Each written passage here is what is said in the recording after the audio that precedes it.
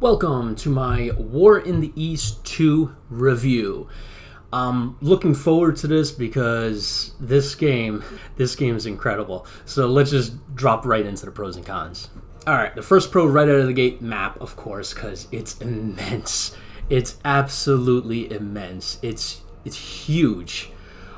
And I just get shocked and marveled at how big this map is, and every hex that they had to put textures on, put values on. And then when you zoom in further, I mean, you can see that the textures are actually really good. Roads, rail, very easy to decipher everything. So I really like that. So that's my first pro out of the gate. The second pro that I have is the game is intuitive. Okay, so this is a full Grognard game, right? And I expected, because it's full Grognard, it has everything, right? Like, it's all the stats, all of everything that you would want in the War in the East type game, right? So I was expecting, a learning curve of days, maybe weeks, right? But believe it or not, I actually jumped into this game without reading the manual or the tutorial and actually was playing. And pretty well, might I add. So, normally you would click a unit here, right?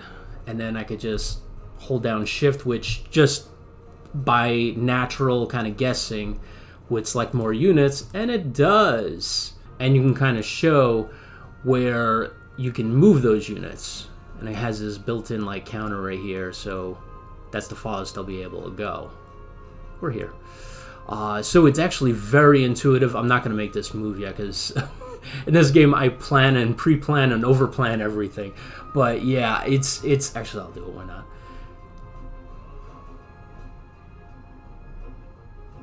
So yeah, you can see how easy it is to move units. Very easy. The only thing that I would like is, so if I select these two units, right, and I want to move them, let's try, alright, so let's try these two units, right, the 258th ID and the 17th Infantry Division. Now when you click on them, it goes one at a time, right, and you gotta wait for it, which is not that big of a deal, but I would love to be able to click that, and while that guy is moving, click on this guy and start moving him, but that's just like a little side thing. The next pro, this one's a huge one, and it's no Grognard game would be the same without this, is just the stats logistics phase report. I mean, you can dive deep into this game. I mean, it's just incredible, absolutely incredible. I mean, I get just wowed every time I look at it. And that's for logistics. Then you got the commander's report broken down by battalion or division. I mean, status, I mean, all this, it's just breaking down by how many men are in that unit. Ooh, 14,000. Ooh, wow. Interesting. But yeah, I mean, it's just the amount of detail. Honestly, I love it. I love it. And they didn't stop here.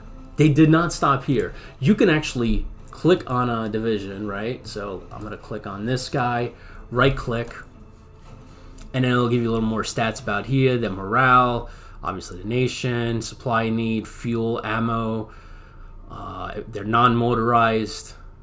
I mean, just a lot of detail here. And then they have a Wikipedia. There's actually a Wikipedia broken down into this game.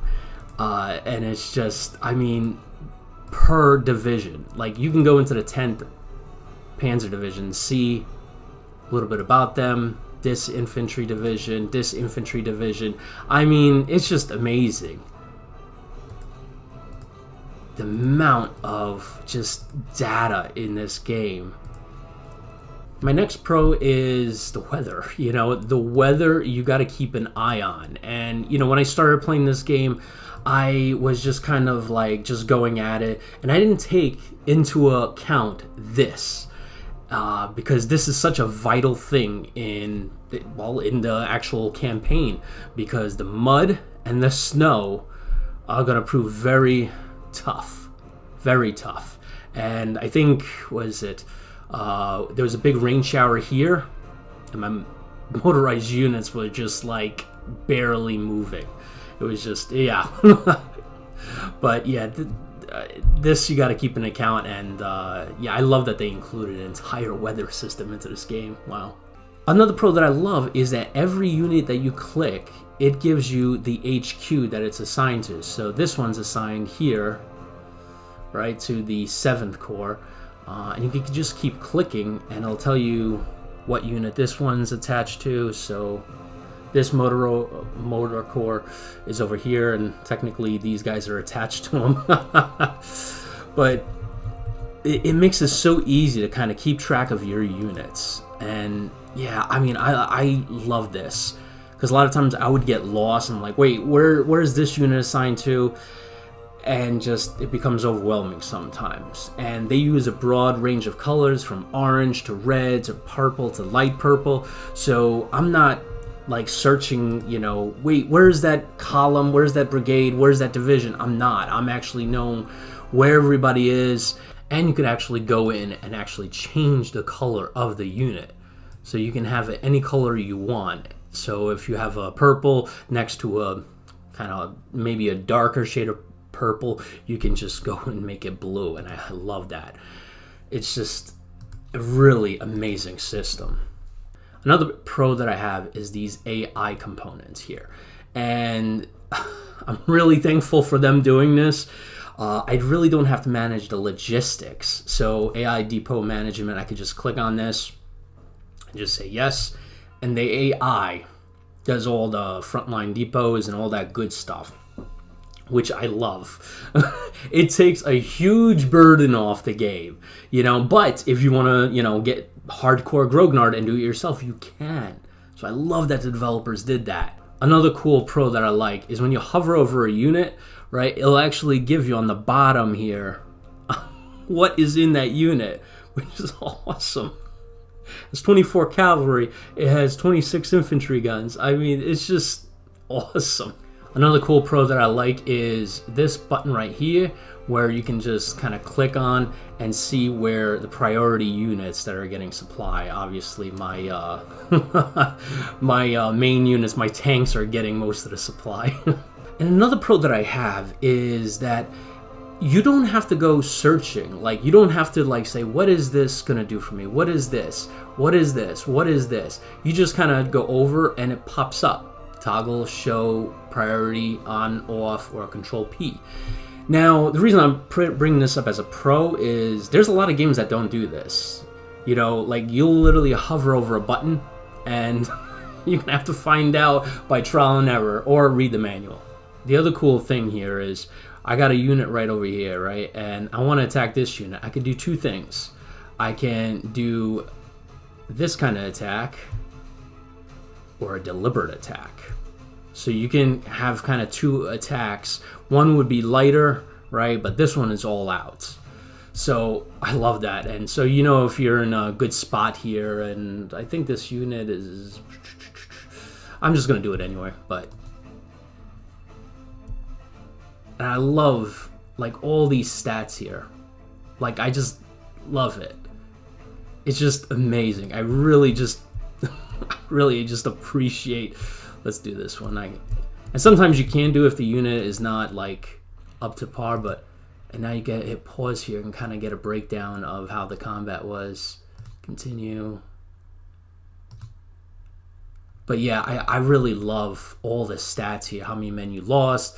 Obviously, this was a failed assault, but there's just so much here, which is amazing. It really is. I mean, honestly, if you want stats, you got them for everything. And now to the cons. All right, so the only con that I actually found with this game is not really a con, because I was expecting it.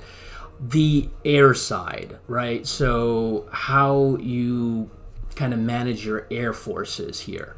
It's very difficult, so it's not something that's very intuitive. It's a little bit, I would say, confusing, but again, like I said, I expected this. This is a Grognard level game.